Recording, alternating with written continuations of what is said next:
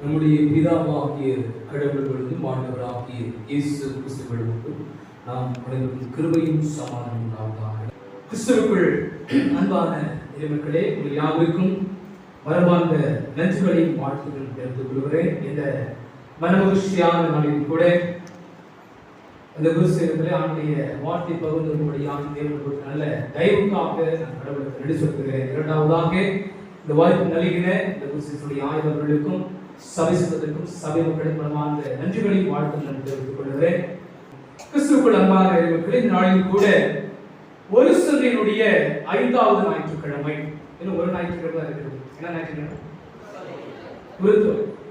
இந்த 5 ஞாயிற்றுக்கிழமை தபசு காலத்தினுடைய 5வது ஞாயிற்றுக்கிழமை என்று சொல்லுவோம். அது மாத்திரம் ஒரு சந்தையினுடைய 5வது நாள். இந்த நாட்களிலே கடவுளுடைய வார்த்தை விதமாக சொல்லுகிறது. நாளுக்காக தெரிந்து கொள்ளப்பட்ட பகுதி அது எபிரேயர் 8ஆம் அதிகாரம் வசனங்கள் 10 11 6வது வாசகம். எபிரேயர் 8ஆம் அதிகாரம் வசனங்கள் 10 13 முடிய. அன்பானவர்களே, இந்த ஞாயிற்றுக்கிழமை வேளையில எத்தனை பேர் நல்ல எண்ணங்களோடு சிந்தனைகளோடு மகிழ்ச்சி வந்திருக்கீங்க? நல்ல சிந்தனைகளோடு நல்ல எண்ணங்களோடு நம்ம வந்திருக்கோம். அப்படிதானே? உண்மைதானே? ஆலயத்துக்கு போகணும்னு சொன்னா நம்மளுக்கு என்ன செய்யணும்? மகிழ்ச்சி தான் வரும். அப்படிதானே? அதுக்கு மாறாக கஷ்டம் வரக்கூடாது.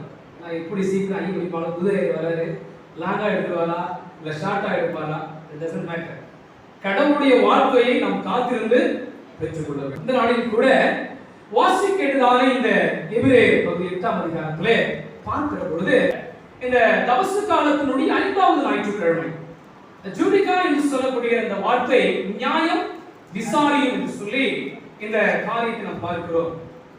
ஜட்ஜ் மீ ஓ லார்ட் என்று சொல்லக்கூடிய இந்த வார்த்தை கடவுளே என்னை நீங்கள் நியாயம் விசாரிக்க வேண்டும் என்று சொல்லி கடவுளோடு மன்றாடுகிற 43வது வசனத்தினுடைய 1வது வசனத்தை வாசிக்கிற போது இன்றைக்கு எடுத்துக்கொள்ளப்பட்ட தலைப்பு that Jesus Christ is the atonement for our sin.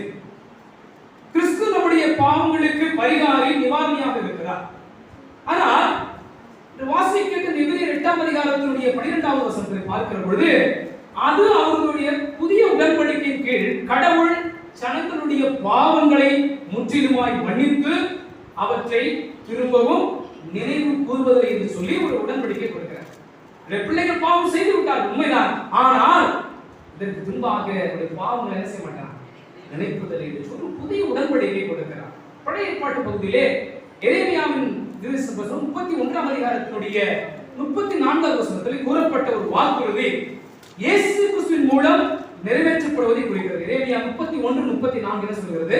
அருமையானவர்களே, இந்த எபிரேயர் 8ஆம் அதிகாரத்தினுடைய முழு காரியத்தை பார்க்கிற பொழுது கடவுளுக்கும் நமக்கும் உள்ள ஒரு நேரடி தொடர்பு, ஒரு உறவு, பாவ மன்னிப்பை பெற்றுக் கொள்கின்ற ஒரு நிகழ்வு.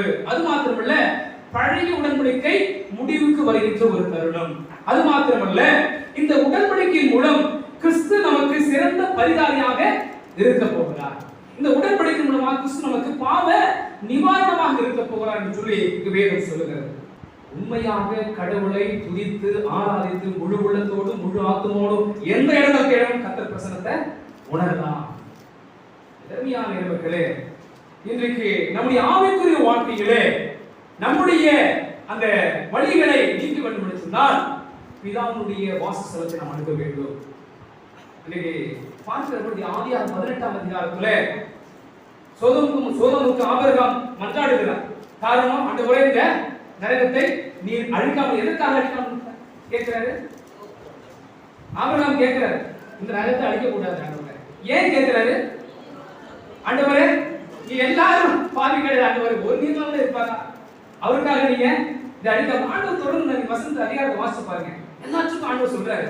ஆனால் இந்த சோதோ குமாரனை குறித்து பார்க்கிற பொழுது தீமையின் தலைநகரம் என்று சொல்வார்கள், பாவங்கள் சூழ்ந்து கொண்ட நகரம் என்று சொல்வார்கள். இப்படிப்பட்ட நகரத்தை ஆண்டவர் பாதுகாத்துக் கொள்ள வேண்டும். இறைவர்களே, இன்று நம்முடைய பரிகாரியாக இயேசு கிறிஸ்து நமக்குள் வர வேண்டும் என்று சொன்னால், நமக்கு நிவாரணம் கொடுக்க வேண்டும் என்று சொன்னால், இன்னைக்கு நாம் செய்ய ஒரே ஒரு காரியம் வேறு தெளிவாக சொல்கிறது. ரோமர் 6ஆம் அதிகாரத்தினுடைய 13வது வசனத்திலே நாம் பார்க்கிற பொழுது நம்முடைய சரீரத்தை நீதியோடு பரிசுத்தோடு தேவன் என்ன செய்யுமா? ஒப்பு கொடுக்கிறார். இதைத்தான் கடவுள் விரும்புகிறார், இதைத்தான் ஆசைப்படுகிறார். நம்முடைய சரீரம் யாருடைய சரீரம்? நம்ம நினைச்சிட்டு இருக்கோம் இது நம்முடைய சரீரம் என்று சொல்லி. இல்ல, அவருடைய சரீரம், அவர் கொடுத்த ஜீவன். ஆகவே அந்த சரீரத்தை நாம் என்ன செய்யணும்? பத்திரமா பாதுகாத்துக் கொள்ளணுமா? நம்முடைய சரீரம் நினைச்சிருக்கேன் நான் என்ன பண்ண போறேன், எனக்காக கொடுக்கப்பட்ட சரீரையா? இல்ல, கடவுளுடைய சரீரம். இளமையானவர்கள் 3 காரியங்களை பகிர்ந்து கொள்ள ஆசைப்படுகிறேன். இன்று நம்முடைய இயேசு கிறிஸ்து நமக்கு பரிகாரியாக வர வேண்டும் என்று சொன்னால் நாம் எதை செய்ய வேண்டும்? முதல் காரியம், let us protect our soul. முதல் காரியம், நமது ஆத்துமாவை நாம் என்ன செய்யணும்? பாதுகாத்துக் கொள்ள வேண்டும். முதல் காரியம் தான். நீதிமொழிகள் புத்தகம் 4ஆம் அதிகாரத்தினுடைய 23வது வசனத்திலே வேதம் தெளிவாக கூறுகிறது, எல்லா நீதியோடும் பரிசுத்தமாய் நம்முடைய ஆத்துமாவை காத்துக்கொள்ள நாம் அழைக்கப்பட்டிருக்கிறோம். அருமையான இவர்களே, நம்முடைய ஆத்துமா எல்லா பாவங்களையும், இன்றைக்கு கண்கள் இச்சை, மாம்ச இச்சை போன்ற எல்லாவற்றையும் நாம் பார்த்துக் கொண்டிருக்கிறோம். தேவன் ஒவ்வொன்றையும் கவனித்துக் கொண்டிருக்கிறார். பாவம் என்பது கடவுளுடைய அன்பின் திட்டங்களுக்கு எதிர்மறையாக இருக்கிறது. நாம் செய்கின்ற பாவம் கடவுளுடைய அன்பின் திட்டங்களுக்கு எதிராக இருக்கிறது. நாம் நினைச்சிருக்கோம் தேவனை ஆராதிக்கிறோம், தேவனுக்கு நிறைய கொடுக்கிறோம். இல்லை, நம்முடைய ஆத்துமாவை தேவனிடத்திலே சேராமல் சில நேரத்தில் என்ன செய்யறோம்? நாம தான் அடைக்கிறோம். எதிர்மையாளர்களே, இன்றைக்கு ஆதியாகமம் புத்தகத்தினுடைய 4ஆம் அதிகாரத்தை பார்க்கிற பொழுது ஒரு கேள்வியை கேட்கிறார். காயின் என்ன கேட்கிறாரு? நான் என் சகோதரனுக்கு காவலாளியோ? ஆம், ஆனா செய்த காரியம் என்னங்க? ஆபேலுக்கு அறிக்கைய கடவுளே ஏற்றுக்கொண்டார். இது காயினுக்கு என்னங்க? அதனால என்ன பண்றாரு? திட்டி விட்டுருந்தா பரவாயில்ல. நம்ம என்ன செய்யணும்? வீட்டுல சண்டை வந்துச்சா திட்டி விட்டுருவோம். ஆனா கொலை செய்யற அளவுக்கு போக மாட்டோம். ஆனால் காயின் கொலை செஞ்சுட்டாரு. அப்படி செஞ்சுட்டு கடவுள் வந்து கேட்கிறாரு, என்ன கேட்கிறாரு? எங்க உன்னுடைய சகோதரன் கேட்கிறப்ப நான் என்ன அவனுக்கு அவன் ஆத்மாவுக்கு அவன் காவலாக இருந்திருக்க வேண்டும். ஆத்மாவை காயின் கெடுத்து கொண்டான். அவனுடைய ஆத்மாவை அவன் காக்க மறந்து விட்டான். அவனுடைய அக்கிரமை எப்படி போச்சு? தன் சொந்த சகோதரனை கொள்கிற அளவுக்கு போயிட்டான். அவனுடைய ஆத்மா கரைப்பட்டு போயிட்டு நம்முடைய வாழ்க்கையில சூழல்களே, இன்றைக்கு கடவுளோடு நம்முடைய உறவை நாம் பிடித்துக் கொள்ள நம்முடைய ஆத்மாவை செய்யணும், பரிசுத்தப்படுத்திக் கொள்ள இயேசு கிறிஸ்துவின் பரிகாரியாக வர வேண்டும் சொன்னார். முதலாவது நம்முடைய ஆத்மாவை பாதுகாத்துக் கொள்ள. இரண்டாவது காரியம், we must guard our thoughts. We must guard our thoughts. நம்முடைய எண்ணங்களை நாம் பாதுகாத்துக் கொள்ள வேண்டும். 2 கொரிந்தியர் 10ஆம் அதிகாரத்தினுடைய 5வது வசனம் சொல்லுகிறது, நமது எண்ணங்களை நாம் காத்துக்கொள்ள வேண்டும் என்று சொல்லி இயேசு கிறிஸ்துவை விருப்பப்படுகிறார்.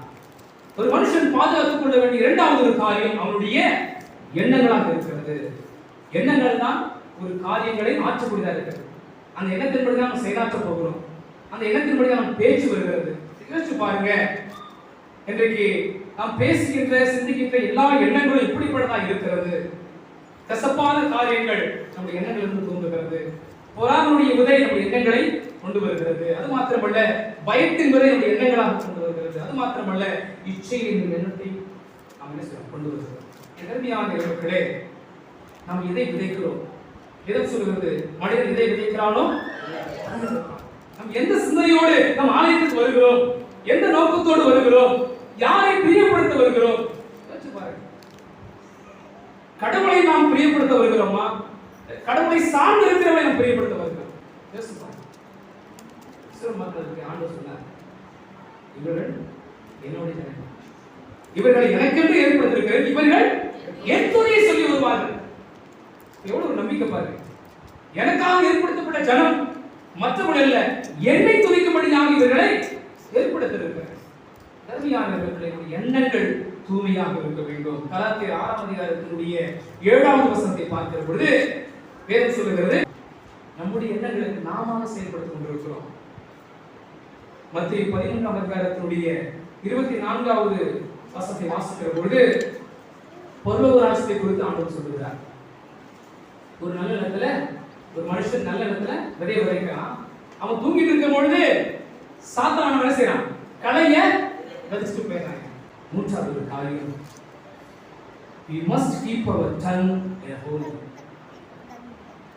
நம்முடைய நாவை நாம் காத்துக்கொள்ள வேண்டும். முதலாவது நம்முடைய ஆத்மாவை காத்துக்கொள்ள வேண்டும். இரண்டாவது நம்முடைய எண்ணங்களை, மூன்றாவதாக நம்முடைய நாவை காத்துக்கொள்ள.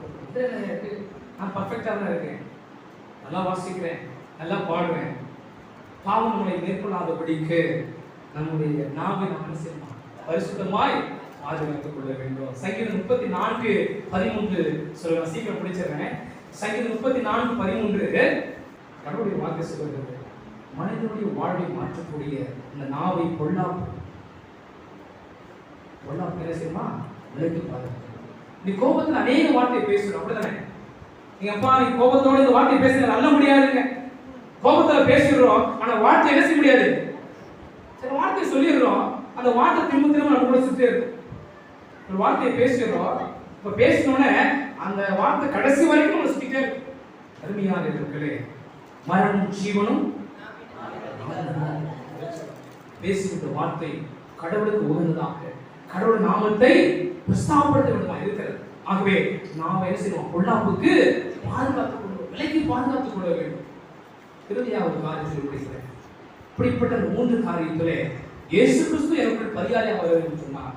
ஆத்மாவை பாதுகாத்துக் கொள்ள வேண்டும், நம்முடைய எண்ணங்களை பாதுகாத்துக் கொள்ள வேண்டும், இறுதியாக நாவை பரிசுத்தமாய் பாதுகாத்துக் கொள்ள வேண்டும். இயேசு கிறிஸ்து நம்முடைய வாழ்விலே பரிகாரியாக வர வேண்டும் சொன்னார். லூக்கா 15ஆம் அதிகாரத்தில் ஒரு சம்பவத்தை சொல்லும்போது எல்லாரும் தெரிந்த பகுதிதான். அதற்கு 3 காரியம் செய்ய வேண்டும். நம்முடைய ஆத்மாவை பாதுகாத்துக் கொள்ள வேண்டும், நம்முடைய எண்ணங்களை பாதுகாத்துக் கொள்ள வேண்டும், அது மாத்திரம் இறுதியாக நம்முடைய நாவை பரிசுத்தத்திற்கு பாதுகாத்துக் கொள்ளும். தேவன் தாமே இந்த திருவாரூர் ஒவ்வொருவரையும் ஆசீர்வதித்து காப்பாராக. ஆமென்.